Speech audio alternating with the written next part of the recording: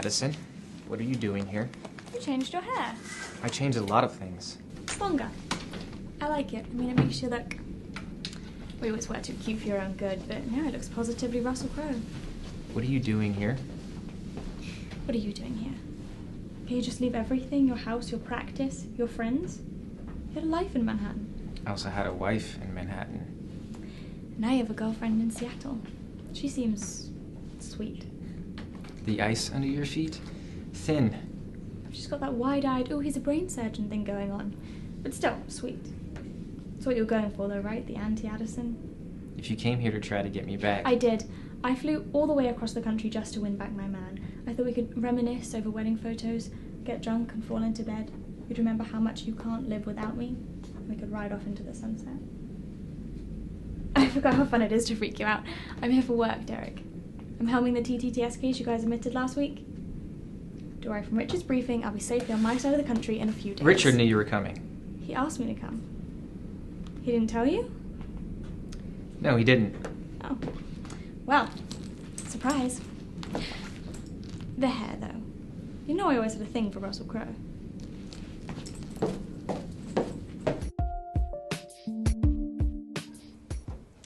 Retractor, forceps, needle driver, and... oh, crap. Kelly Clint. I'm gonna sterilize everything when I'm done. The nurses won't even know I'm here. Hey, I'll never tell. So, I have a question to ask. You and I are both off tomorrow night, and I made reservations. I have a favorite restaurant. None of those were questions. Would you like to have dinner with me tomorrow night? The OR is the one place where I can come and think, so that's what I'm doing. I'm thinking here, okay? Fine. I'm not gonna ask again.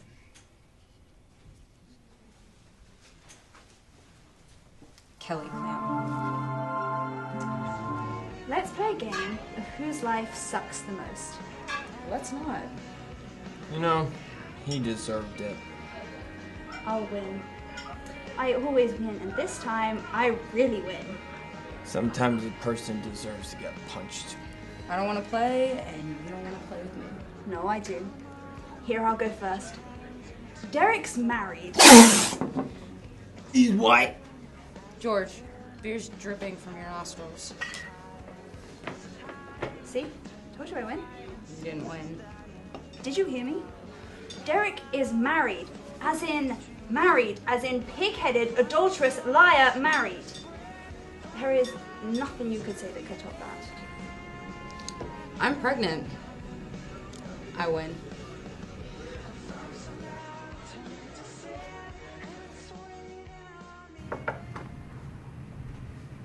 Addison. You asked Addison to come here. You and I both know she's the best in her field.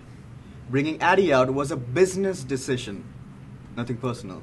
Oh, well, what a relief. It's not personal. It's personal to me. The workings of my surgical unit Don't include my wife. Don't include your private life. Burke will act as chief of surgery until I'm back on my feet. You're giving chief to Burke. Like I said, there's no room for personal in being chief. What's that supposed to mean? How long have you been sleeping with an intern? Well, I guess part of being chief is personal then, isn't it? Close the door on your way out.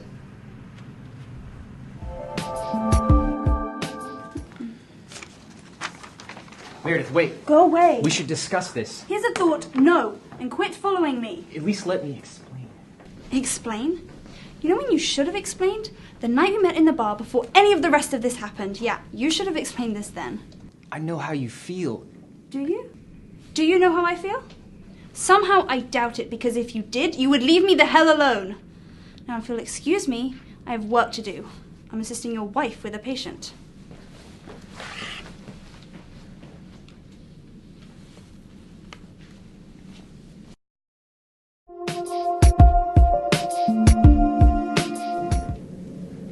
TTTS? Twin-twin transfusion syndrome, conjoined fetal twins. Connected by? Blood vessels in the placenta. Meaning? One twin receives too much blood and the other too little, endangering both their lives. I'd expect you to know that. They told me there wasn't much chance that anything could be done. Well, TTTS is almost impossible to correct, unless you're one of the handful of surgeons in the world who know how to separate fetal blood vessels, which luckily for you, I am. I'm scheduling your surgery for tomorrow. Anything you need, just ask Dr. Gray. From what I understand, she's one of the hospital's most popular interns. I knew the answer to your question if you'd just given me a minute. Chin up, Dr. Gray. I'm tough on everyone, not just the woman my husband sleeps with.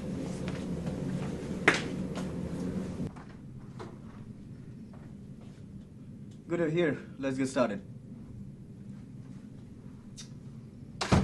Okay. O'Malley, you're touching me. Well, yeah.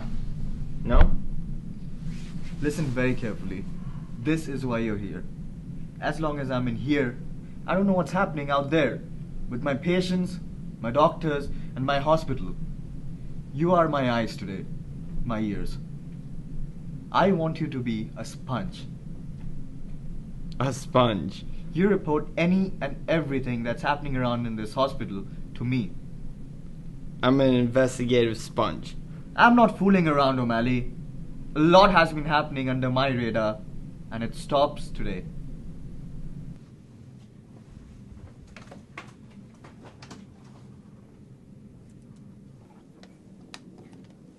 What does it take to go after another woman's husband? Excuse me? Happened to me. You know. Jeff moved in with a long-legged miniskirt who answers his phones. 3 weeks into my pregnancy. Sorry. I'm sorry about your husband. Are you sorry about Dr. Montgomery Shipper's husband? I'm going to be checking a few things today. You know, I'll bet she asked to work with you. It's what I would have done. I'm going to be checking your twins' heart rate You know, when I levels. found out about the miniskirt, I called her up and took her to lunch. Fetal location, ovaries. I was perfectly civil. Told her I didn't hold it against her, you know. These things happen. But really, I just wanted to put a face on the bitch who stole my husband. I'm going to go check your labs.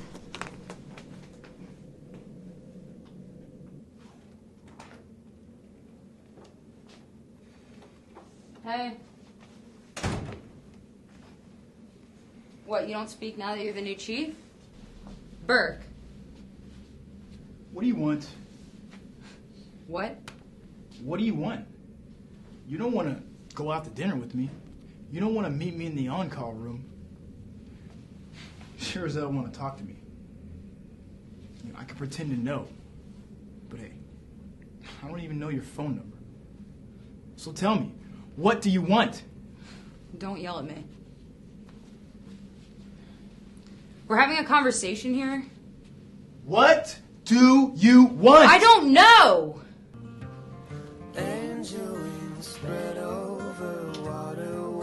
Figure it out. Guarding the dreams and things left unsaid. Here we are wandering, aimlessly roaming, lovers who linger. Hi, Chief. No, not much going on. Other than your interim chief making out with my friend in the hallway. But hey, besides that, sponge duty sucks. Talking to yourself? Yes. No! I mean, damn it! I'm a bad sponge. A leaky kind of sponge. I leak all the wrong secrets because I'm a bad liar. See, I can't even lie about not talking to myself. You look nice today. Wore my new lip gloss because my ex-boyfriend's wife looks like Isabella freaking Rossellini and I look like me. I'm trying to outdo her when she's the victim here. How ridiculous is that? Not ridiculous. Smart. Gloss, for instance, prevents chapped lips. And do you really mean ex-boyfriend? I'm an evil mistress. Still, you look nice. Thanks, George. What are you doing here? Okay, out with it, O'Malley. Can you think of a reason, any reason at all, really, why Christina would be kissing Burke?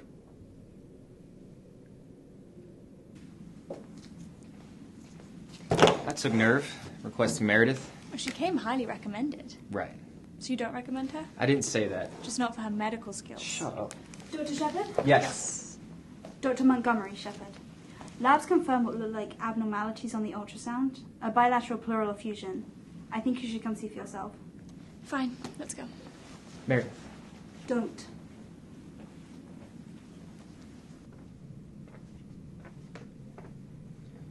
What's your report? No report. Very quiet today, sir. No news? No gossip? Any surgeries that I should know about? Burke and Shepard marking territories on the playground? What's the buzz, O'Malley? No buzz. Not in the stairwell, not in the OR, not in the hallway. Really nothing happening in the hallway. I should go. We caught the complication in time, thanks to Dr. Gray. And my babies? Your babies are doing very well. Dr. Gray will be back to check on you later. Well, actually, I'd prefer it if Dr. Gray were taking off the case. Why? Is there a problem? Well, she just reminds me of someone I don't like very much. Someone my husband likes a lot. Particularly in lingerie. You understand. No, I don't understand. Well, she's living with her husband, right? I lack Dr. Gray's class and patience, so let me set the record straight. My husband didn't cheat on me, I cheated on him. So if anyone is the wronged woman here, it's Dr. Gray. And seeing as how she put up with you all day without complaint and still gave you the best medical care possible, which may have saved your baby's lives, I think you owe her one hell of an apology.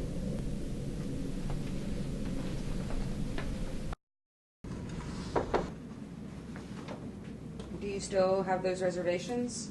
Because, you know, I could eat. There's something that we should discuss.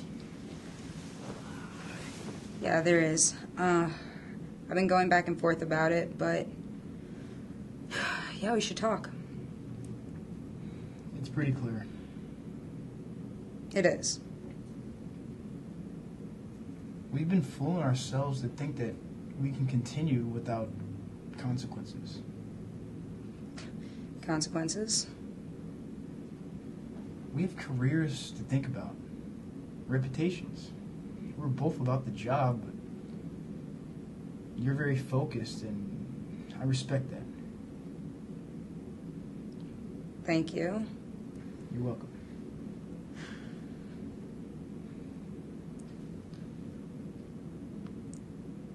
You're breaking up with me. It's probably best if we make a clean break. We're breaking up. Before things get too involved, before it gets... Messy. Right. That would be bad. It's nothing personal. No. Nothing personal.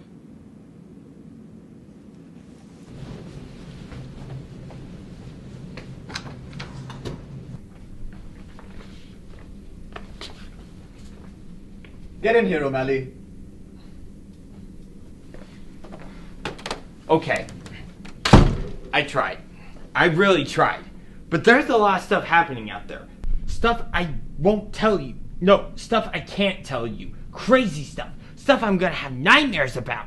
But I'm not gonna tell you about any of it because it doesn't matter. O'Malley. Now let me finish. Now, you can fire me or bring me up on disciplinary actions or whatever, but I'm not telling you. O'Malley, fine.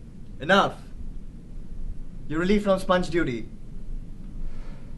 Thank you, sir. And O'Malley, Yes, sir? if you ever yell at me again, I'll snap you like a twig. Yes, sir.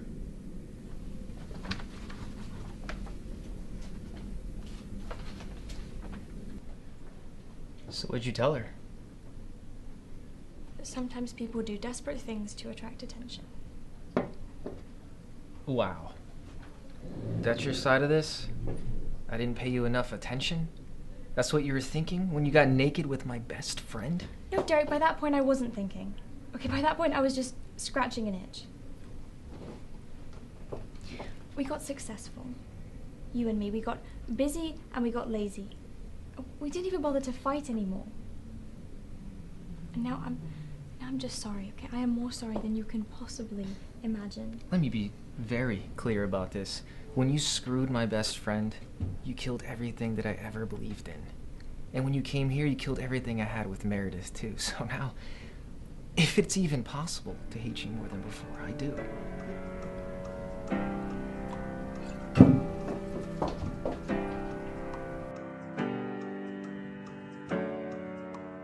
What did she tell you? Enough to make me want to come find you and hear your side of it, even though it is the last thing that I want to do. I had the perfect marriage with the perfect wife. We lived in a perfect brownstone on the Upper West Side. A lot of perfect. One night I come home, I walk inside, and something's different. And I know. And I don't know how, but I know. So I go upstairs, go down the hall, preparing myself for what I'll know I'll see when I go into my bedroom. And I go in the hall and I step on a man's jacket that doesn't belong to me. A jacket I recognize. And everything just shifts. And what I know now is when I walk into my bedroom, I'm not just going to see that my wife is cheating on me. I'm going to see that my wife is cheating on me with Mark, who just so happens to be my best friend. Nothing is perfect, and everything is different, and the whole thing is so pedestrian, common, dirty, and cruel. Mostly just cruel. So I left, and I came here, And you met me. and I met you. You could have told me all this before. I would have understood. Would you? If I walked up to you in Joe's bar that night and told you that story, you would have understood? You would have said, okay, yeah, this is the guy for me. Well, you could have given me the chance. And now it's too late. What was I to you? The girl you screwed to get over being screwed? No, you're right, it's too late. You were like coming up for air. I was drowning and you saved me. That's all I know. It's not enough.